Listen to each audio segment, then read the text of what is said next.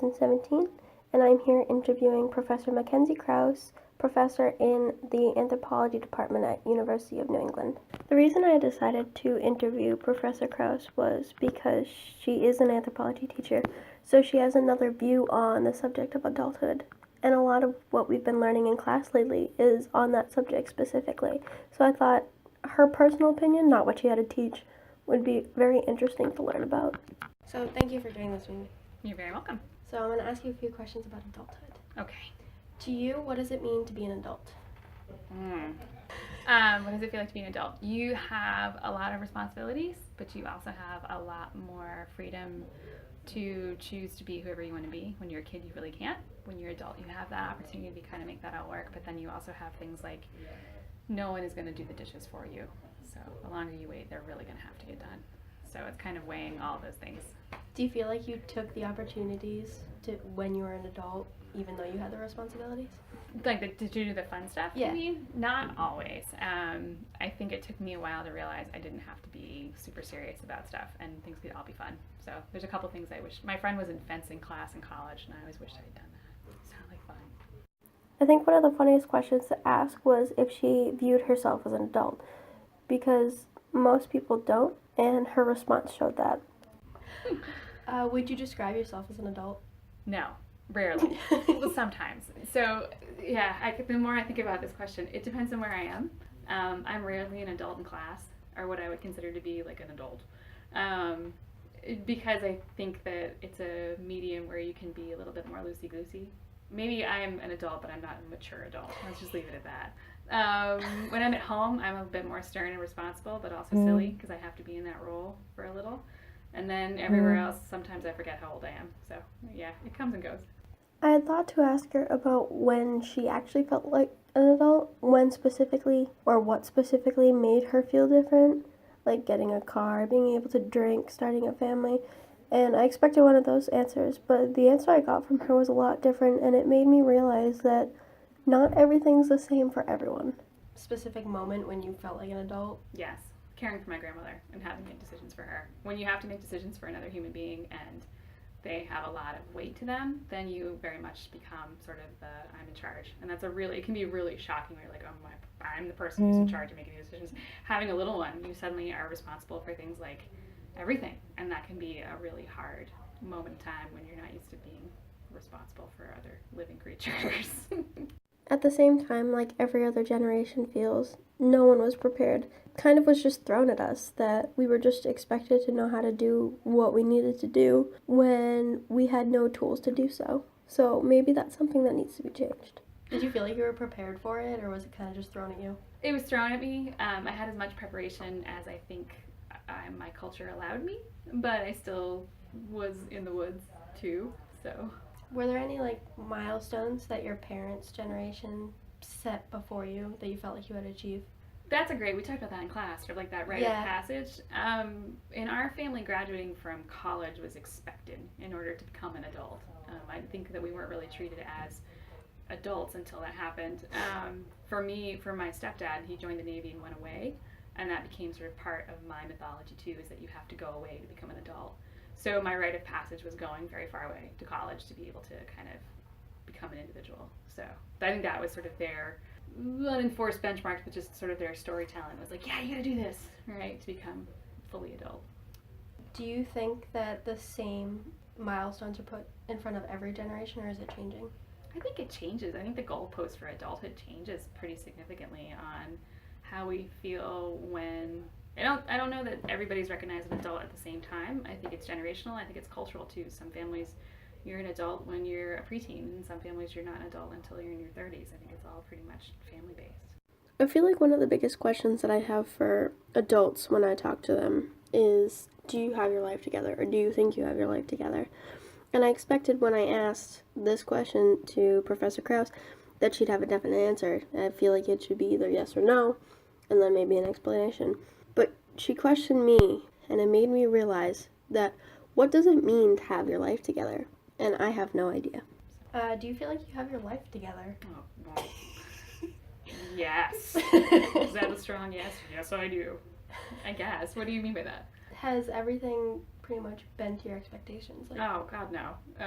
No, but I think that's part of being an adult too, is learning that the flexibility of how to figure things out even if they don't meet your expectations. Expectations are a killer because you want something to be ideal, and then when the reality happens, you kind of have to figure out like, oh, well, that's okay too, right? And I think that's kind of adulthood. Even when it rains, you go outside and play, right? Do you ever have the feeling that you missed out on some opportunities? As a child or as an adult? Both. I mean, I guess I do in some ways, but they're not things that I want to focus on. I think that was the other part of becoming an adult, is realizing that you're in charge of your mood and your happiness as much as you can be. So maybe there were opportunities, but that's okay. There'll be more, I guess, is kind of where I'm hopeful. When I was younger, I felt like I always had this clear idea of how my life was going to go.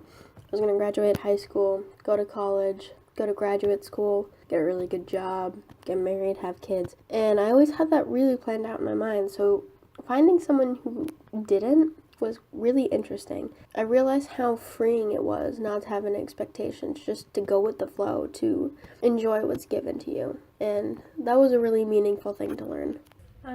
Is your life the way you pictured it when you were younger? I never really had a full picture. I think Alex asked me a question similar to that, and when I was 4, I thought I was going to be a lumberjack so I could eat pancakes all day. That was my goal in life. And then when I was in elementary school, I wanted to be a paleontologist because you got to dig stuff up, and that just sounded awesome. And then I wanted to be Indiana Jones. Pretty much, that's the best one, right? That's who I wanted to be. And so I'm an anthropologist, so I don't know that I had any expectations of it. So you didn't always want to be an anthropologist?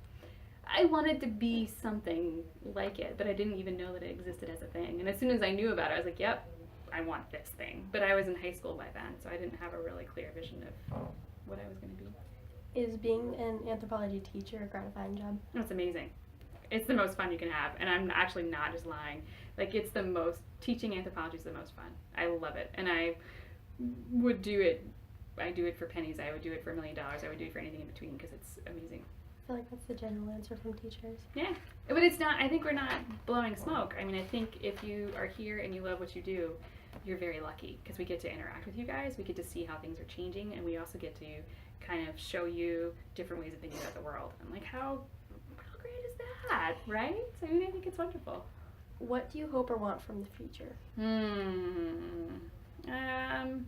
mean, I have a laundry list of things. Do you want global or do you want individual? Individual. Individual. World peace would be super, but if I can't get that, I'm kind of I don't know. I look at my family and I like to continue to see health and success, however that's measured. I like my little one to kind of keep growing and figuring out the world, whoever he wants to be.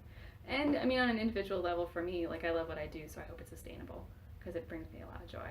So. Do you have any idea how you're going to teach your son how to be an adult, or are you just going to let him try to figure it out himself? So you know that culture is about enculturating. Yes. So a lot of what I do is just try to make sure that he gets a good grounding in how to be a good friend. I think we spend a lot of time in our house talking about that, and that our focus isn't so much on, responsibility and respect, but I mean respect in the form of everybody's a somebody. So how do we kind of encourage him to open his mind to that? It's very hard to be an adult and let your kid experience sorrow and pain, but that's kind of the shitty parts of being an adult. Do you have anything else you want to talk about being an adult? Being an adult. I think, it's hard because it's one of those things too where we have a perception of what it means to be an adult, but we don't really know, or when you get there, or what it's supposed to feel like, right? Do you guys feel that too? There's no milestones to get there. Yeah, you're just kind of an adult, surprise. I'm paying my student loans back. I'm an adult. Well, not really. I'm still living with your parents. Yeah, I'm 25 now. I can rent a car. I am an adult. Well, wasn't I an adult at 18 when I signed up for the draft? How are those things so? Why can't I drive a car at 25, but I can go to war at 18? These things are weird goalposts for us. I can drink at 21. Well, okay. It doesn't mean I'm a competent human being to know what I'm doing, right? I just have this opportunity. So I agreed. I think we have a squishy nature. And I think if you talk to a lot of folks from my generation, we are so in between everybody that we're just kind of keep moving forward.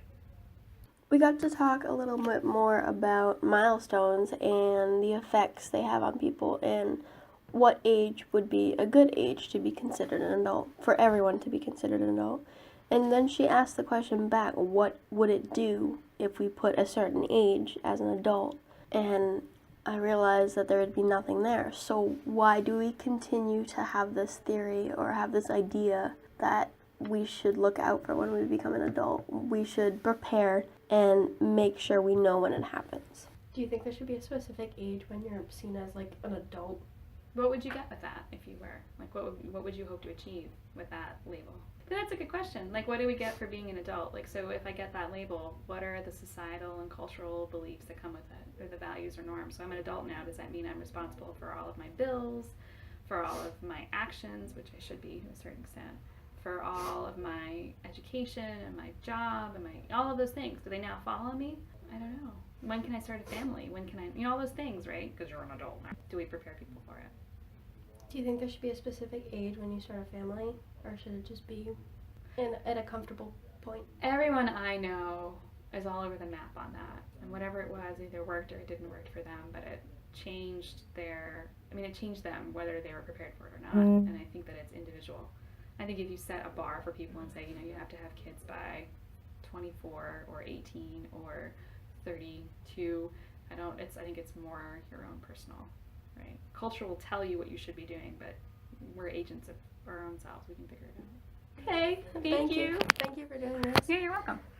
Talking with Professor Krause got me to thinking a lot about the expectations we have of being an adult and the expectations we have of becoming an adult, and realizing that there really are none, and there's really none we should expect from. That we should just go in ready to deal with whatever's thrown at us, to deal with what needs to happen, and that's all we can do.